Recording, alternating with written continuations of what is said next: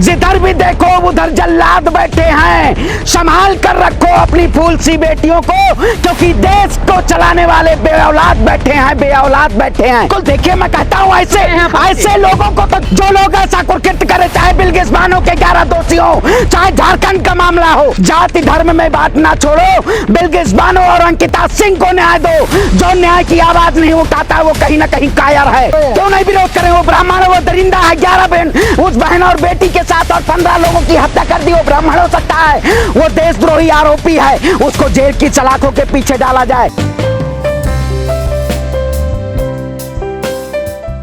क्या वाकई में देश के प्रधानमंत्री जब लाल किले से देश के महिलाओं की बात कर रहे थे, देश के महिलाओं के लिए सम्मान की बात कर रहे थे, और भावुकता भरे वो पल उन्होंने 15 अगस्त के दिन जिस तरह से बहाने का काम किया, क्या वाकई में चाहे झारखंड की बात हो, चाहे गुजरात की बात हो, जिस तरह से पूरे देश में आज अमन और शांति को जिस तरह से भंग करके और कहीं ना कहीं पूरी तरीके से भय का विषय है, ये सरकार आज पूरे देश में एक ऐसे नैरेटिव फैला करके और देश में दंगा करवाना चाहती है। क्या वाकई में सरकार किसी भी को, मैं कहता हूं, जो सरकारें कोई भी अगर कानून व्यवस्था अगर अपनी हाथ में लेता है तो उनको जेल की सलाखों के पीछे डाला जाए।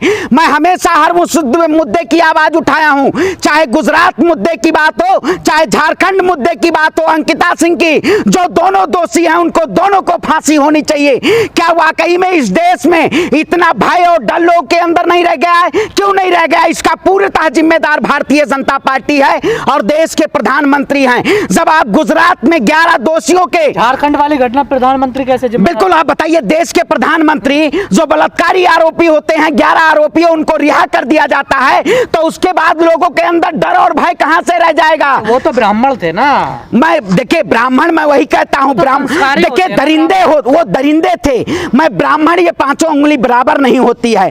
कुछ इस देश में ऐसे असामाजिक तत्व हैं जो सभी समुदाय में हैं, चाहे वो ब्राह्मण की बात हो, चाहे किसी भी समाज की बात हो। जो लोग ये समाज में घृणा पैदा करते हैं उनके खिलाफ कहीं ना कहीं कानून की कार्रवाई होनी चाहिए। और न्यायपालिका, मैं कहता हूं, जिधर भी देखो उधर जल्लाद बैठे हैं। संभाल कर रखो अपनी फूल सी बेटियों को, क्योंकि देश को चलाने वाले बेऔलाद बैठे हैं, बेऔलाद बैठे हैं। ये कहीं ना कहीं सत्ता में जो बैठे हुए, सत्ता के नशे में चूर, इनको दिखाई नहीं देता है। मैं कहता हूं, मैं झारखंड के उस बेटी के लिए भी न्याय मांगता हूं और गुजरात के भी उस बेटी के लिए न्याय मांगता हूं। ये भारत की बेटियां हैं, इनको न्याय मिलना चाहिए। और आपका सवाल बहुत लाजमी था कि महाबल दलितों का जिस तरह से घर उजाड़ा गया, क्या वाकई में झारखंड में शासन और प्रशासन इसको चिन्हित नहीं करना चाहिए? जो आरोपी हैं उनके खिलाफ कार्रवाई करनी चाहिए।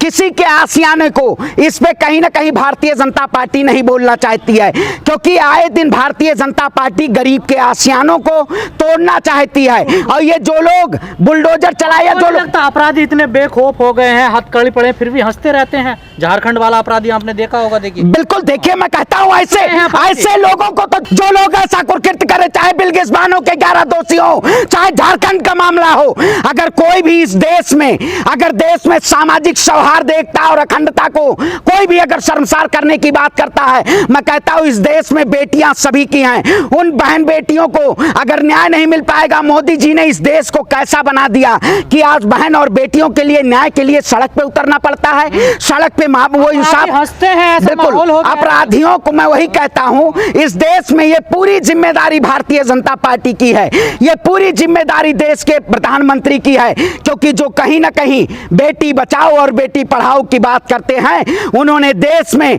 बेटियों को कहीं ना कहीं न्याय देने का बीड़ा नहीं उठाया हुआ है। आपने कन्नौज में अभी देखा होगा, प्रशासन और शासन के द्वारा मां का और बेटी का रेप किया जाता है, उसके बाद इंस्पेक्टर को गिरफ्तार किया जाता है। ये कहीं ना कहीं आने वाले दिनों में बहुत खतरनाक है। और ये सोचने का विषय है, ये देश की बेटी होंगी, ना हिंदू की हैं ना मुसलमान की हैं। जाति धर्म में बात ना छोड़ो। बिल्किस बानो और अंकिता सिंह को न्याय दो। जो न्याय की आवाज नहीं उठाता है वो कहीं ना कहीं कायर है।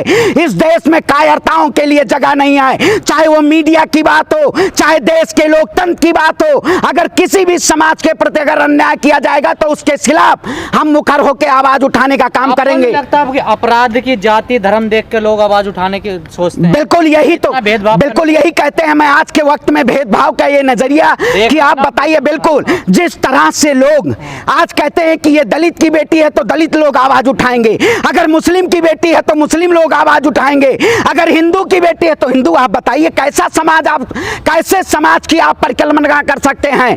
ये कहीं ना कहीं समाज को पूरी तरीके से घृणित किया जा रहा है। और ऐसे लोग तो अगर हिंदू आरोपी है तो हिंदू आवाज नहीं उठाते, मुस्लिम आरोपी है तो मुस्लिम भी सड़कों पे नहीं आते। देखिए मैंने बिल्किस बानो के भी न्याय के लिए हमेशा आवाज उठाई है, और इस अंकिता बेटी के लिए मैं कहता हूं तमाम देश के मुसलमानों से मैं सभी लोगों को एक साथ आके उतर के और न्याय की गुहार लगानी चाहिए। क्या वाकई में इस देश में ऐसे लोग अगर बेपौत तो शायद लोग जाति और धर्म और मजहब देख के सब लोग न्याय करने की प्रक्रिया करेंगे? मैं कहता हूं लोगों को आवाज उठाने की जरूरत है। कोई भी मामला हो इस देश में, अगर भारत की बेटी के साथ कोई भी ऐसा जघन्य अपराध करता है तो उसकी सिर्फ सजा फांसी है, फांसी।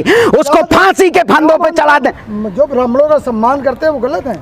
देखिए मैं कहता हूं ब्राह्मण जो सम्मान और संस्कारी जो होते हैं ना, ये दरिंदे संस्कारी नहीं होते हैं। सम्मान उनका दिया जाता है जो समाज में नैतिकता की बात करे, समाज में सांस्कृतिक भेदभाव की ना बात करे, सामाजिक भेदभाव की बात ना करे। ये कहीं ना कहीं जो लोग सामाजिक के आधार पे, आपने देखा होगा जिस तरह से मोदी जी का और गोदी मीडिया जिस तरह से पूरे देश में है, उसी तरीके से कहीं ना कहीं अब सोशल मीडिया को भी देखे जाने लगा है कि कुछ एक ऐसा लोग, कुछ जो समुदाय चाहे कोई भी हो, जो आवाज उठाते हैं। मीडिया गोदी मीडिया से ज्यादा नहीं कर रहा आपको? बिल्कुल मैं कहता हूं वही प्लेटफॉर्म आ गया है। आज कहीं ना कहीं उन मुद्दों को दबाया जाएगा। तो मैं कहता हूं सभी को एक साथ होकर खड़े होने की जरूरत है। आज गोदी सोशल मीडिया वालों की जाति नहीं है क्या? वो नहीं कर सकते? देखिए मैं कहता हूं जाति और धर्म और मजहब के नाम से अगर आप आवाज उठाएंगे तो कहीं ना कहीं कल हमारी और बहन बेटी को कौन आवाज उठाएगा? अगर हमारे परिवार के साथ जुल्म होगा तो कौन आवाज उठाएगा? इसलिए हर उस जुल्म के खिलाफ आवाज उठाने की जरूरत है। खुद ब्राह्मण है और ब्राह्मणों का विरोध कर रहे हैं। क्यों नहीं विरोध करें? वो ब्राह्मण है, वो दरिंदा है। 11 बहन उस बहन और बेटी के साथ और 15 लोगों की हत्या कर दी, वो ब्राह्मण हो सकता है?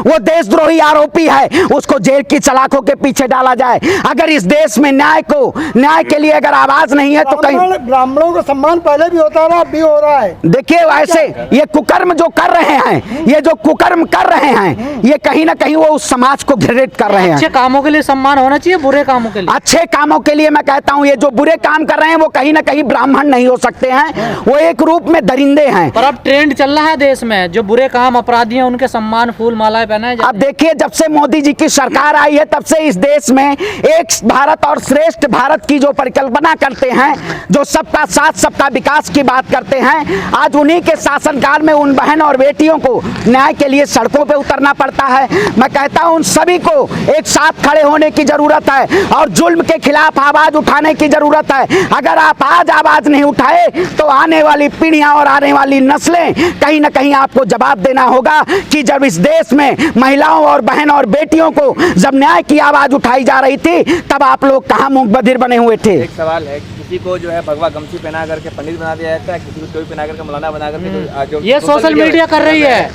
किसी को भगवाधारी बना रहे हैं, किसी को टोपी बना मुल्ला बना रहे हैं। देखिए अब वही कहता हूं जिस तरह से बहुरूपिया देश के प्रधानमंत्री हैं, उसी तरीके से इस देश में बहुरूपिये की तरह से देश में प्रोपेगेंडा फैलाया जाता है। सोशल मीडिया कर रही है। बिल्कुल बिल्कुल पूरी तरह से बहुरूपिया। एक सच्चाई खबर जो होती है, सच को प्रत्यक्षम किम प्रमाणम, प्रत्यक्ष को प्रमाण की जरूरत नहीं होती है। कहीं ना कहीं ये प्रमाण के जरिए इस देश में जो लोग नफरत फैला रहे हैं, जो लोग इस देश में जाति धर्म और मजहब के नाम पे नफरत फैलाते हैं, उनके खिलाफ भी कड़ी से कड़ी कार्रवाई होनी चाहिए। इस देश को भारत को कहीं ना कहीं एकता अखंडता और संप्रभुता के लिए भारत को जानना जरूरी होगा, क्योंकि आप जिस भारत को, कौन सी भारत को आप परिकल्पना देना चाहते हैं, आज कहीं ना कहीं हमें एक साथ एकजुट होके उस संविधान को बचाना है, उस बाबा साहेब भीमराव अंबेडकर के संविधान को बचाना है।